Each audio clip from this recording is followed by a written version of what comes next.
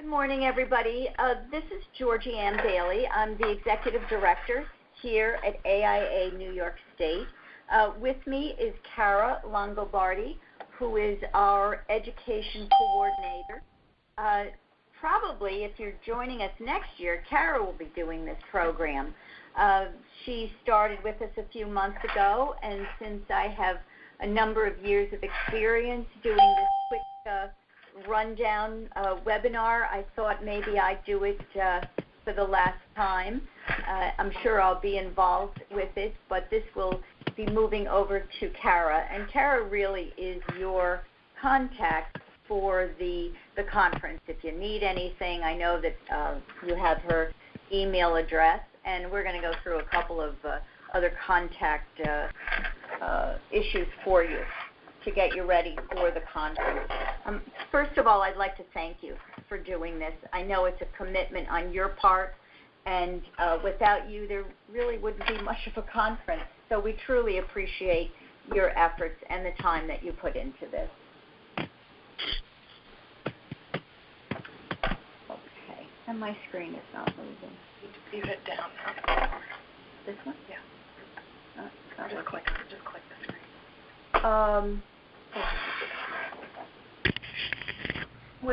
There we are. We're going to go through a couple of different subjects this morning. On-site guidelines, PowerPoint guidelines, your required slides. And the required slides are extremely important. I'll tell you why. We operate under the guidelines of the American Institute of Architects and our CES provider number. And so it's important that when we ask you to use the required slides, which we will give you, that you do so. We're also going to give you a couple presentation tips. We're moving out of the straight lecture format to more of a integrated activity-based concept, as many programs are doing as the younger generation moves into attending our program. And then we're going to give you just a review of the upcoming deadlines and answer any questions that you might have. First of all, as far as the on-site guidelines are concerned, make sure that you arrive at the Saratoga Hilton at least 30 minutes before your program. It'll give you a chance to get acclimated, find out where your room is, maybe have a quick cup of coffee, grab a soda, so that you're not rushing in at the last moment. This is really a quick change between sessions. If you're the first session after lunch, of course, you have a little bit more leisure time to get organized. But if you're in a midday or a mid-morning changeover, it's going to be the one program is going to be ending. You have 15 minutes to get set up. And one of the things that we always recommend that if you're using a couple of different PowerPoints, that you load them at least onto one USB drive, or that you load them onto the desktop of the laptop you're going to be using. So what's going to happen is when you arrive at the Saratoga Hilton, you're going to come up their long walkway, and you'll come into the lower lobby of the hotel. And if you look straight ahead, the AIA New York State registration desk is probably about 50, 60 feet in front of you. You just walk straight ahead. And there you'll find your speakers packet, which will have your room in it. It will have all kinds of information that we've previously given to you. We know that you can be a little bit stressed on the day of your presentation. So this will just reiterate information we've already provided to you. But one thing that I do want you to be absolutely clear on is that we do not provide laptops. We'd like to be able to, but we've just kind of learned some lessons by doing so. So we'd like you to make sure that if you're in a panel, that you have somebody has provided, brought a laptop along, or if it's you, that you do have your laptop. We will have in the room We'll have an LCD projector for you. We will have a tech person or an AIA New York State staff member to quickly hook up your laptop. If you're using a Mac, make sure you bring an adapter with it. It doesn't matter software-wise, but it does matter as far as connecting it to the LCD projector. So that's very important that you do have an adapter with you. Sometimes we keep ones with us, but you never know who else has forgotten one. So I always say try to be as self-contained as you can. There will be a staff person around, and we'll be there to answer any questions or help you out if you need coffee, or if we can run and get you water. We'll be there to do that. One thing that we started doing in recognition of the American Institute of Architects green policies is that we do not print handouts anymore. What will happen is we have a software program that shows us who is registered for the program, and we will send your any handouts you provide to us digitally to them. If they would like to print it out, that's fine. The other thing is if you feel comfortable that you want to bring some handouts to present on site, that's fine. It's just not something that we do anymore. We used to have stacks and stacks, and we just decided that it would be best to have the student or the participant responsible for that. Sorry, click on the screen again. Oh, The presentation. all right. Georgie, there's a lot of background noise. Could we ask everyone to go on mute? Yeah, thank you very much. I should have said that. If you could just put your phones on mute, that would be great.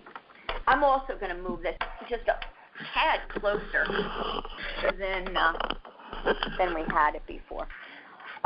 We're going to be in the office until October 21st, and this year we're going to provide you, I don't have it available to you today, but this year we're going to have a speaker call-in number just for you.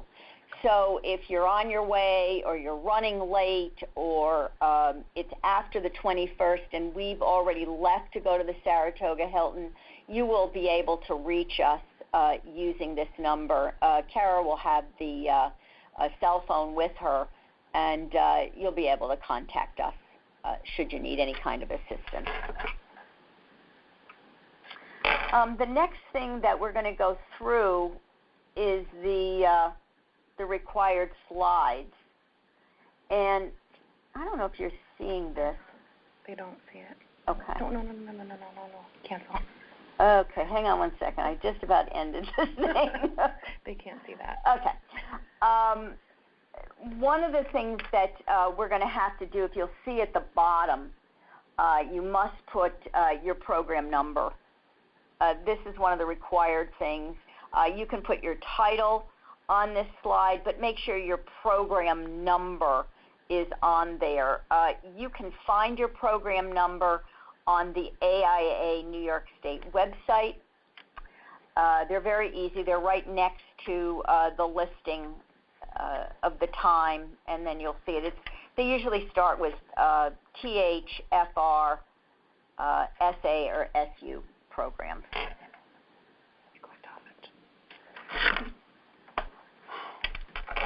Okay. This is another required slide to have at the beginning. Very easy. This is super important.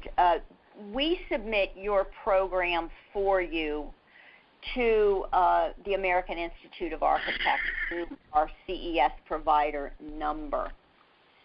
So it is extremely important that everybody understands, even though we've submitted it, that this is your material and your opinions. One of the things that is extremely important, although I don't believe this year we do have any of our manufacturers doing programs, but if they did, for example, if it was a specific building product. The presentation could not be a sales talk. It would have to be on the value of the product in the building design. Extremely important that you put your learning objectives in there, and they're noted as such on a slide. The reason for that is that's how the participants, if you'll notice we're using the word participants, and I'll tell you why in a second rather than registrants, this will be able to judge that they're getting from the program that they signed up for. So it's a reminder about what you're going to be discussing with them. It'll also, it kind of helps to keep your audience in focus. So just take a minute at the beginning just to run through them very quickly. As far as the content is concerned, of course, use your own slides. We'd like you to use them as close as you can to what you're seeing in front of you with this design, but we really do not want to, we don't want to louse up your program at all. So if you can use this particular template, that's great. If you have to insert your own, that's perfectly all right with us, as long as you keep those that required slides on your on the templates that we're giving you. Reason we have this picture up is many times we'll see, graphics or pictures that you cannot even read them. So make sure that they're very clear. Make sure that they are they're easily viewed in a room for about, I'd say, anywhere from 30 to 60 people if you're doing one of the plain seminars, or if you're doing one of the general sessions, it's probably 200 to 25, something like that. So that's just a reminder. Make sure your graphics are clear. This, in fact, was our Design Awards jury from a couple of years ago. Also, make sure that you list your speakers. And if you want to, give out any contact information, that's perfectly all right. Make sure you've cleared it, but make sure you do give recognition to everybody who is participating in the program. And I have to tell you something. We're doing a digital drop. I think it's today. It's going out, where we're doing something very different. It's called Meet Your Presenters. Every year, whether it's our design conference or it's our annual convention, we have the most phenomenal presenters. And this year is no exception. And once again, I want to thank you for taking the time to be part of this this program. They are absolutely, your credentials are unreal this year. Just want to take I just want to take 1 second to talk about presentation tips. One of the things that we're trying to get away from are lecture-based. We're finding that a lot of our younger members that are coming to our programs and are beginning to take advantage of these programs, they're really looking for interactive. So you may want to incorporate a quiz at the beginning to get them interactive. You may want to use some crowdsourcing with smartphones. Think about the different things. Last year we had a couple of programs that were discussion groups. So try to get your audience involved in the program that you're presenting. This has taken the things I'm going to give you. This was from a program that I went to last year at the American Society of Association Executives. And there it is, engaging your audience. One of the things that I saw was a presenter handed out different colored cards, and this was done for an opinion poll.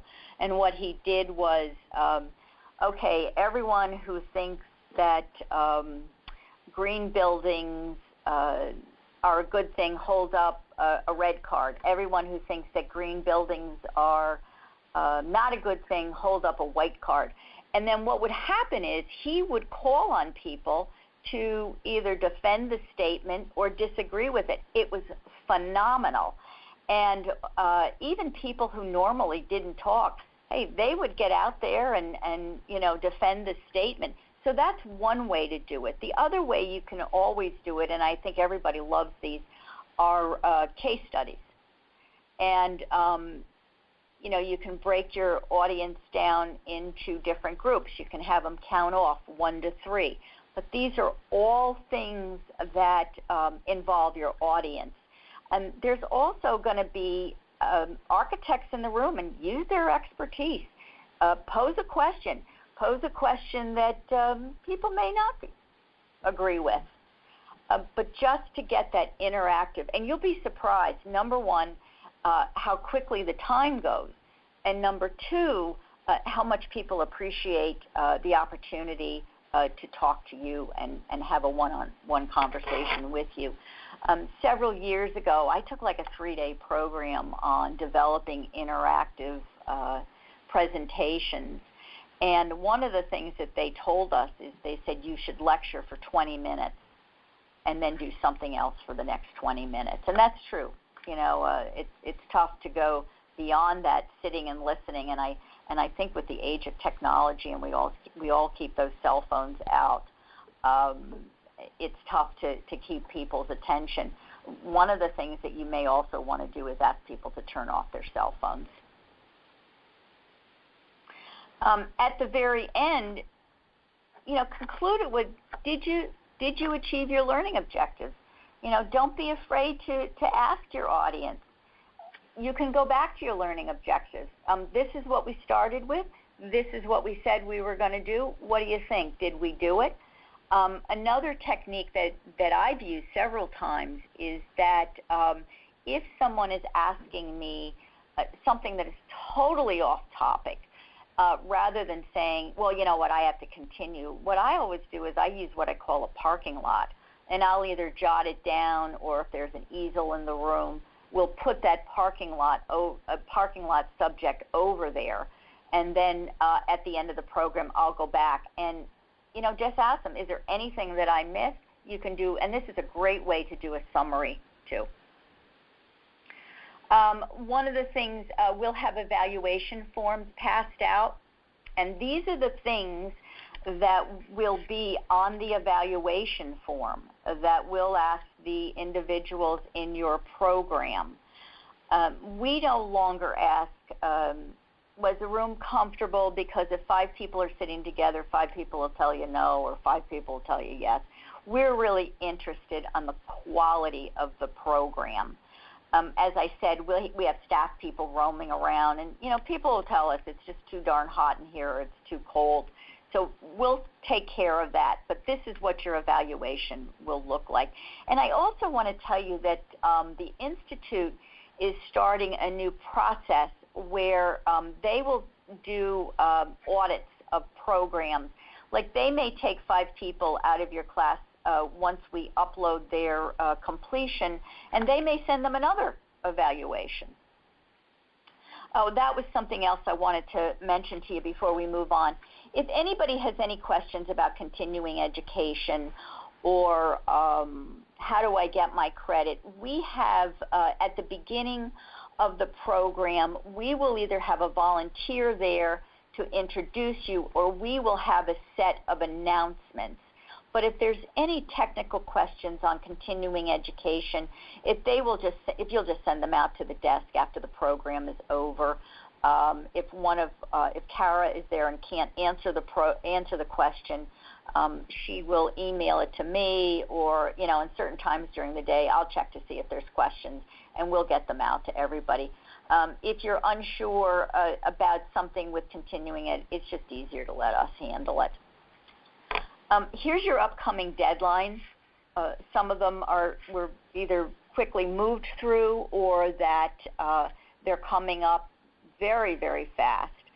One thing I do want to remind you is that if you need an overnight and you want to stay at the Saratoga Hilton, that room block is going to be closing down.